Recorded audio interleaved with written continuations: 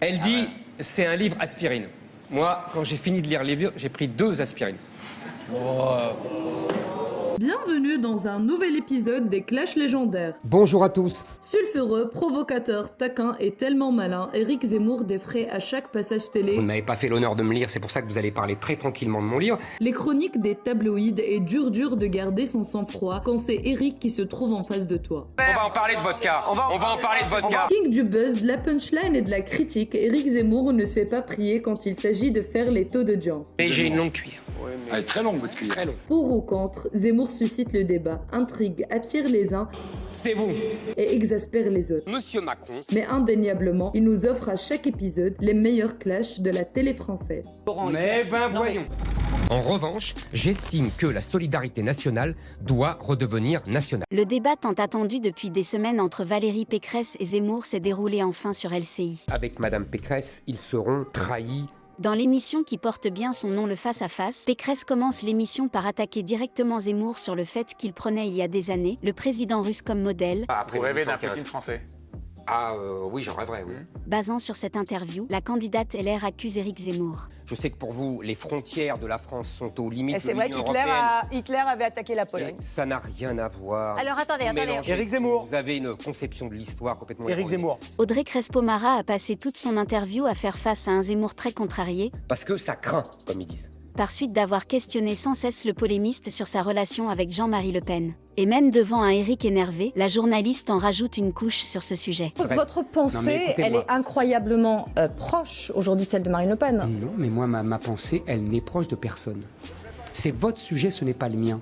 Je ne suis pas obligé de rentrer dans votre sujet. L'émission Morandini Live est une émission qui propose à des différents visages politiques de faire immersion dans un des quartiers de la France. Refusant aucune initiative, Je me suis beaucoup nourri là-dessus. Éric Zemmour est allé avec l'animateur à Drancy pour faire face à un ex-détenu. Eh ben, très bien. peut être un Français qui fait des bêtises. Non, c'est pas des bêtises, c'est des délits et des crimes. Arrêtez de tout banaliser. Ce ne sont pas des bêtises. Vous avez fait du mal à des gens. Voilà, donc ce ne sont pas des bêtises. La célèbre écrivaine espagnole Lucia Echevarría était invitée dans l'émission de Laurent Ruquier, On n'est pas couché, pour son célèbre livre Je ne souffrirai plus par amour. Il faut arrêter avec ce cirque. Aussitôt assise, aussitôt critiquée par Zemmour pour son style d'écriture. Alors, moi j'ai entendu au début de l'émission qu'elle était copine avec Isabelle Alonso, je comprends mieux, quoi. Parce que c'est des professionnels des lieux communs, donc elles se sont bien mises ensemble. Et alors j'ai... comme ça. Dans l'émission Face aux Françaises, le ton est très vite monté entre Zemmour et la journaliste Ruth Elkrief.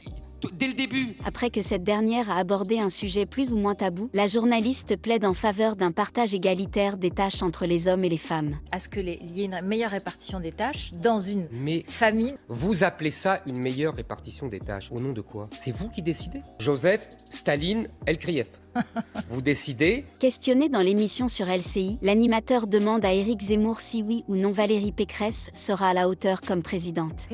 Mais il n'est pas le seul à le dire, et ce sont des bêtises. Mais bien évidemment, l'ex-journaliste n'est pas du tout enthousiaste à cette idée. En vérité, vous n'êtes qu'une technocrate, une gestionnaire. Alors, la réponse. politique vous échappe, parce que la politique, c'est avoir des convictions que vous trahissez sans cesse depuis 15 ans. Contrairement à ce que la journaliste Audrey Crespo-Mara pensait, Éric affirme qu'il n'entretenait pas une relation amicale avec Alain Soral Je pourrais l'attaquer en justice pour diffamation. et confirme ses propos en répondant au clash du complotiste à son égard, puisque Soral accuse Zemmour qu'il a plagié un de ses livres. Il dit que vous l'avez Mais copié. Alain Soral, il pense que tout vient de lui. Il pense que tout le monde le pille et que toute pensée un peu irrévérencieuse et iconoclaste vient de lui. C'est son problème, c'est pas le mien.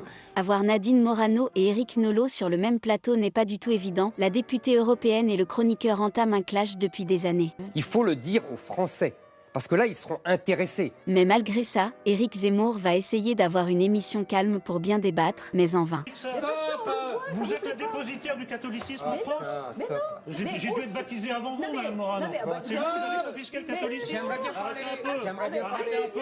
On va me dire que c'est fini. Ne me prêtez pas des arrières. Invité dans l'émission C'est à vous sur France 5 pour parler de son livre à succès Le suicide français. Il dénonce enfin les vrais méchants qu'il appelle lobby gay, lobby juif, lobby médiatique. Éric Zemmour se retrouve rapidement devant une présentation vidéo préparée par les équipes de l'émission. Et à voir sa réaction, Zemmour n'adhère pas beaucoup les sous-entendus dans la séquence qu'il vient de voir. J'aime bien ce papier-là qui me reproche le manque de nuances et qui est tout en nuances, comme vous aurez remarqué. Ah ben oui, on s'est inspiré de vos méthodes et de votre façon de présenter moi, les idées. c'est pas mes méthodes du tout. Mohamed Sifawi, lauréat de plusieurs prix journalistiques. Pas du tout, pas du tout. Ah, pas du tout. Ses enquêtes et ses déclarations sur des sujets clivants comme l'islam, les crises du Moyen-Orient ou la situation politique en Algérie lui valent parfois des controverses avec quelques contradicteurs. Je suis aujourd'hui le seul à pouvoir faire ça. Sifawi se retrouve en face de Zemmour et l'accuse d'être à la botte de l'extrême droite. L'extrême droite, la gauche, tout ça ne veut plus rien dire. Vous prenez un vieux logiciel, vous l'agitez et vous dites, regardez, il est de l'extrême droite. Mais tout ça, c'est du baratin. Il y avait par exemple... Toujours par devant l'écrivaine espagnole Lucia Echevarría, Éric Zemmour continue sur les raisons qui l'amènent à ne pas aimer son livre. Et puis, il y a une question qu'on pose jamais. Laquelle ? Pourquoi c'est aussi mauvais ? Pour le Z, le livre est un atout pour la propagande du féminisme, de l'amour de bourgeois, tout ce que le chroniqueur n'aime pas. C'est un mélange de styles très bizarres, de discours psychanalytiques à 2 balles, de prêches féministes et de pseudo-discours chrétiens. Le célèbre philosophe Michel Onfray fait face à Éric Zemmour dans un débat public. Moi, quand je serai président, ça sera fini tout ça. Les deux hommes mentionnent tous les sujets, comme l'islam. Bonjour Rachid. D'ailleurs, Onfray défend la religion en citant une phrase du Coran pour expliquer que c'est une religion de paix. Zemmour est déçu par l'opinion de son ami. Quiconque tue un homme tue tous les hommes, Michel. quiconque sauve un homme sauve tous les hommes. Oui, mais je ne pensais pas ce soir vous voir en Louis Veuillot. Ça m'amuse beaucoup. Encore une fois, les deux meilleurs ennemis se retrouvent cette fois dans le plateau face à l'info pour débattre âprement. J'aimais bien aller au combat avec lui.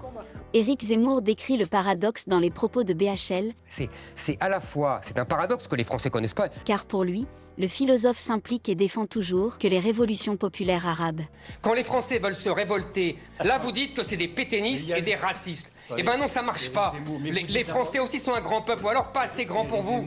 Je peux comprendre, puisque vous, il n'y a que l'Amérique qui compte. Valérie Pécresse cite à maintes reprises qu'elle aussi est une gaulliste. C'est comique. Et contrairement à ce que Éric Zemmour sous-entend, que le général de Gaulle ne voulait pas d'une organisation comme l'OTAN. C'est très révélateur de ce qu'elle est devenue. Pour la candidate, si Zemmour est élu, il ne peut rien faire sans l'Europe. Sans l'Europe, monsieur Zemmour, vous n'y arriverez pas. Répondez pas plus, Madame Pécresse, la gaulliste, qui cite Jean Monnet, son ennemi juré. C'est beau comme un oxymore. Piqué par sa comparaison avec le dictateur Staline, Je viens de me faire cracher à la figure et insulter, vous trouvez ça normal ? la journaliste Ruth Elkrief contre-attaque sur le sujet d'égalité hommes et femmes. Mais le Zemmour garde son sang-froid et répond avec humour un petit peu sarcastique. Liberté, égalité, fraternité, ça vous dit quelque chose ? Ah bon, d'accord. Mais l'égalité, un homme ne porte pas un enfant. D'abord, on devrait, dans ce cas-là, moitié-moitié. 4 mois et demi, 4 mois et demi. Bien qu'elle soit une célèbre écrivaine espagnole et que cette dernière a répété plusieurs fois qu'elle ne comprenne pas trop le français, je trouve ça choquant. Éric Zemmour ne recule pas avec ses critiques pour son livre. C'est quelque chose qui j'aime vous bien. plaît.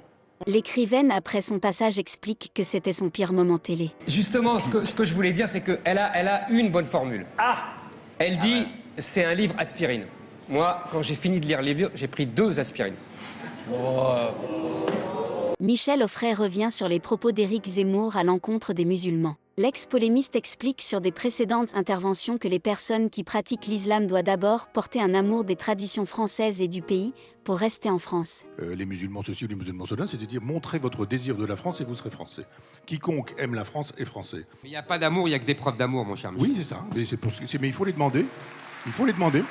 Dans la séquence suivante, BHL explique son désaccord avec Zemmour sur Pétain. Ce dernier explique que si une grande partie des Juifs français ont été sauvés, c'était à cause de la résistance. Et pour confirmer son discours, il parle d'une célèbre photo où De Gaulle saluait ses résistants. La résistance était composée de ces royalistes, c'est du révisionnisme. Non, historique. pas du tout.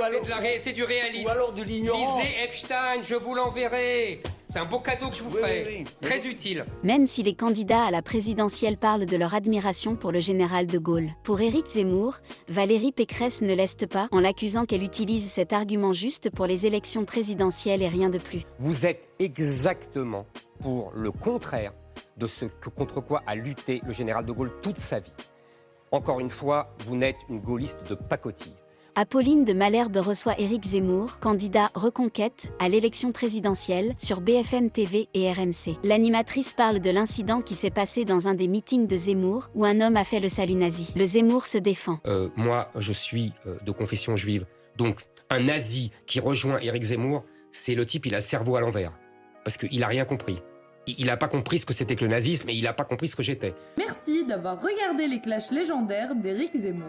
N'oubliez pas de vous abonner et d'écrire dans les commentaires les noms des stars